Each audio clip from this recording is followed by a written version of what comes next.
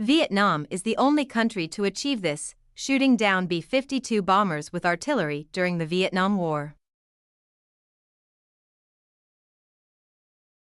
In the Hanoi, Dien Bien Phu aerial campaign at the end of 1972 Linebacker II, during the battle on the night of December 26, 1972, the 100mm KS-19 anti-aircraft guns of the North Vietnam military region shot down a B-52 bomber, a feat unique to Vietnam.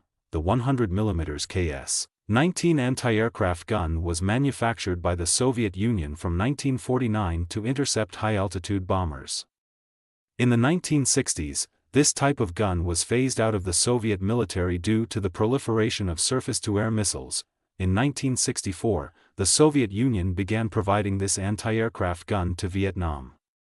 The KS-19 was capable of effectively engaging airborne targets at a range of 13,700 meters, with a maximum range of 15,000 meters.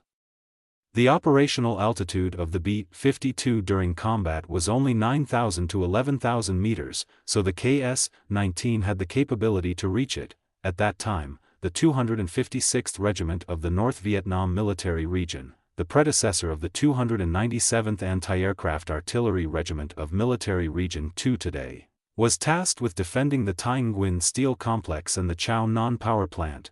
Due to the lack of radar for night targeting, artillery crews had to fire directly based on signals from the central radar. The 100mm shells were adjusted for detonation at various altitudes of 10,000, 12,000, and 14,000 meters, forming a barrage according to the predetermined combat plan.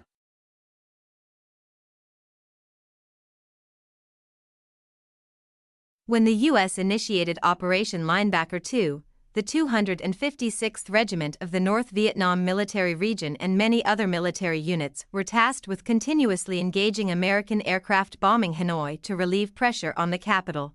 On the night of December 18, 1972, B-52s began bombing Hanoi.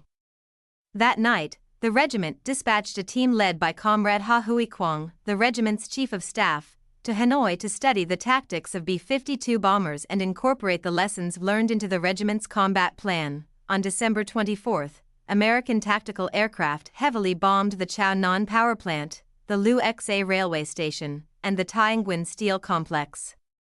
The 37mm and 57mm artillery units of the regiment engaged the enemy in combat, while the 100mm artillery remained in reserve to focus on the mission of shooting down B-52s.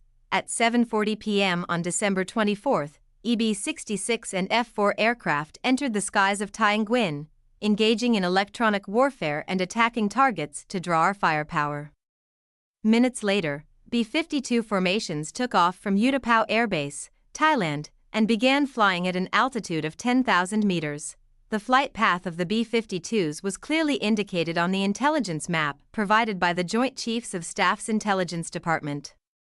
When the B-52 bombers reached the appropriate distance, 18 100mm guns simultaneously fired shells with precise coordinates and distances according to Plan 1. Explosions occurred at different altitudes, causing confusion among the formations of tactical and fighter escort aircraft, leaving the main targets, the large and heavy B-52s, vulnerable. Soon after, reconnaissance reported a large fire and explosions in the sky over Co Lung Commune, Phu Luong District. At 7:55 p.m., the Northern Military Region Command announced on December 24, the Thanh Nguyen anti-aircraft artillery shot down a B-52 bomber. On December 25, international media reported, the U.S. lost a B-52 bomber on December 24 due to being shot down over the skies of Thanh Nguyen. The B-52 bomber shot down over Thanh Nguyen was the first strategic bomber to be shot down by anti-aircraft artillery since World War II. On the night of December 26, many B-52 formations again bombed Thanh Nguyen. The situation unfolded according to Plan 1. The 256th Regiment shot down another B-52.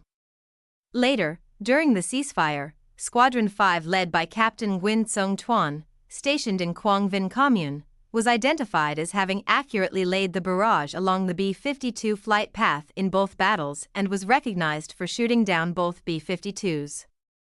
The multi-layered air defense tactics, including striking the face, flanks, and rear, using various types of machine guns, anti-aircraft artillery, missiles, and the Air Force, caused heavy damage to the U.S. Air Force despite flying at high, low, and even very low altitudes.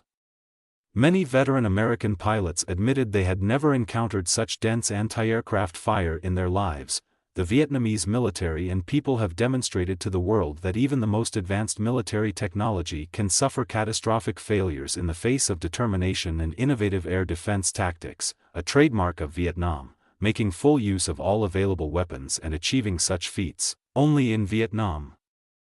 Thank you for watching and supporting the channel. Please subscribe Seco channel to receive the latest videos.